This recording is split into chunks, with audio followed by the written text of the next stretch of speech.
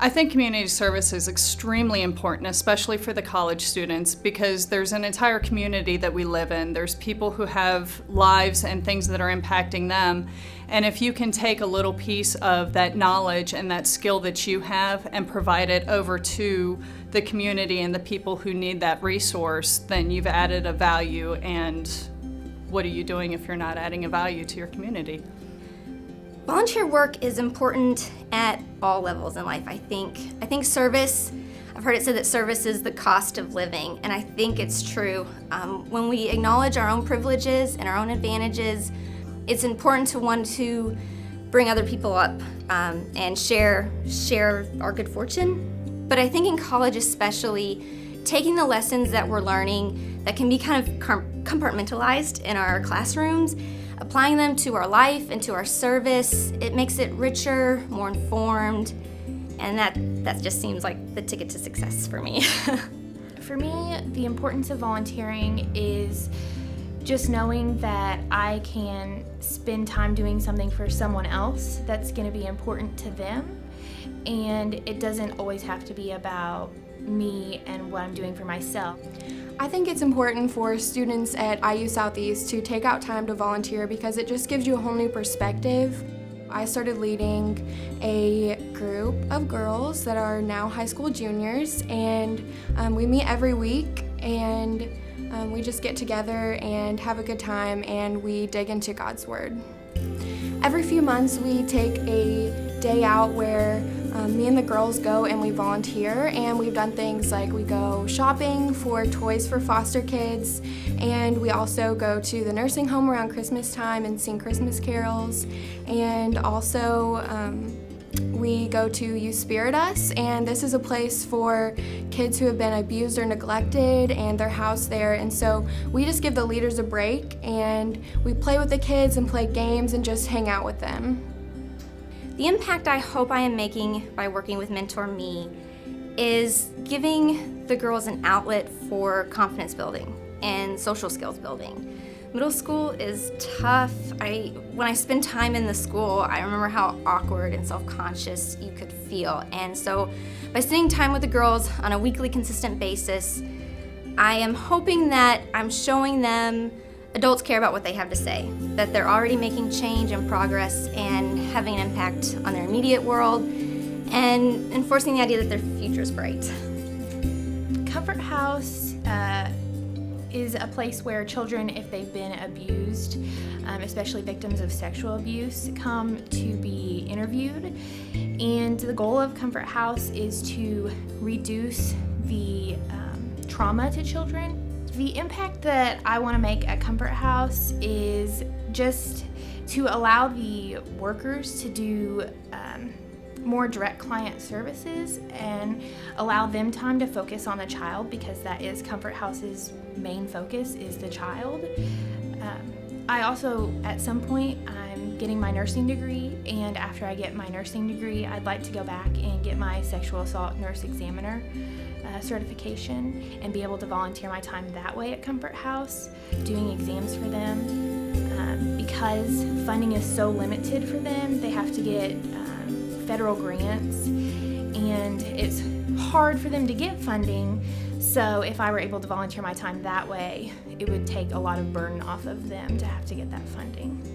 The Family Readiness Group is actually designed for when the soldiers are deployed. They have the families that are able to come together back stateside and share information with each other, share support and resources for each other. As the Family Readiness Chair, I want to see the soldiers and the families have the strongest home life that they can possibly have, so that when the soldiers do have to go overseas to battle whatever we have going on, they don't have to worry about their homes, they don't have to worry about their spouses, and being able to support themselves and have the life that they need to be able to have, so that the soldiers, when they come home, they have a good home to come back to. I love my volunteer work with the American Legion Post 42. I started out there as kind of just a general worker.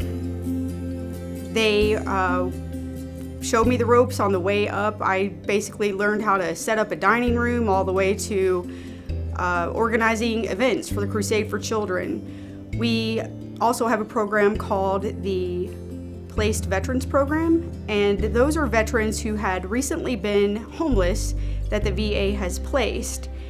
And once they are placed, the social workers get into contact with my organization, and they give us basically a wish list of what those veterans are lacking, what they're missing, what they even wish for. We get the list, and we do our best to prepare those items and put it all in a truck and take it to them. And sometimes we make 2 and 3 visits to the same veteran's house, trying to make sure that they end up with the things that they need so they can live. I always have wanted to work toward a solution within our community and kind of work away from a problem. So direct involvement with that organization gave me that gratification. There are organizations that are 5 minutes from your house that all you have to do is get into your car and go there and say, hey, I'm here to help. United Metro Way is one. YMCA has a program that helps youth that have parents that are incarcerated. You know, my organization works directly with veterans.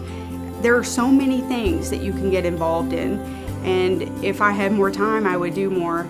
I think that working for the Center for Peer Mentoring and my work with the American Legion keeps me very busy being a full-time student, and I like to say it's work that I get paid for that makes me feel like a millionaire. Lindsey, I want to first of all thank you for all that your volunteer efforts at Comfort House.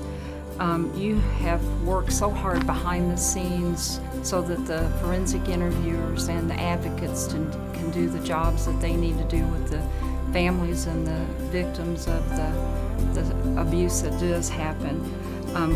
Your dedication to our organization and to our mission is obvious in all that you do. The board and the staff want to thank you for all that you have done for us. Lexi, thank you.